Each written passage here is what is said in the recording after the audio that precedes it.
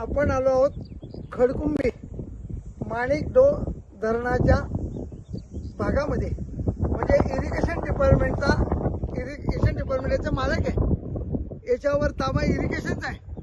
याचं रक्षण करणं, संरक्षण करणं हे इरिगेशन डिपार्टमेंटचं काम आहे. आपण जर पाहिलं तर झालेलं मातीचं उत्खनन चारही बाजूने आपल्याला दिसेल हे उत्खनन कसं झालेलं आहे. हे उत्खनन कोणी केलंय, माध्यम कोणाचं आहे, महसूल डिपार्टमेंट त्यांना पाठीशी घालतंय. माननीय जुन्नर तालुक्याचे तहसीलदार आणि महसूल विभाग हा संपूर्ण माती माफियांच्या पाठीशी आहे. माझी जुन्नर तालुक्याच्या तहसीलदारांना विनंती आहे की साहेब, तुम्ही सोमवारी या विभागात काम करणारे मंडल अधिकारी त्यांना सदर जागेचे पंचनामे करायला सांगा.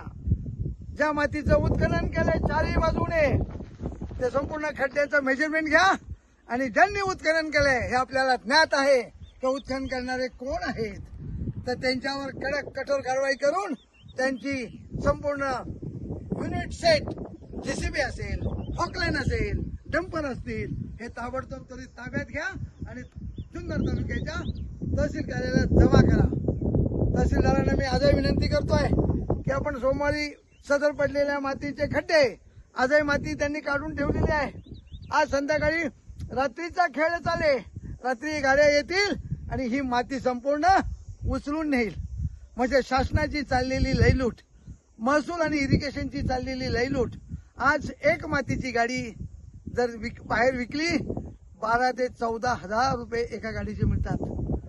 म्हणजे हे माती माफिया किती लाखो रुपये कमवतात हे सर्वसामान्य जनतेला ज्ञात झालं पाहिजे.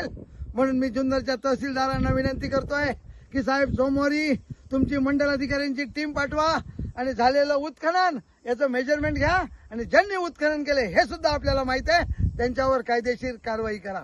नमस्कार.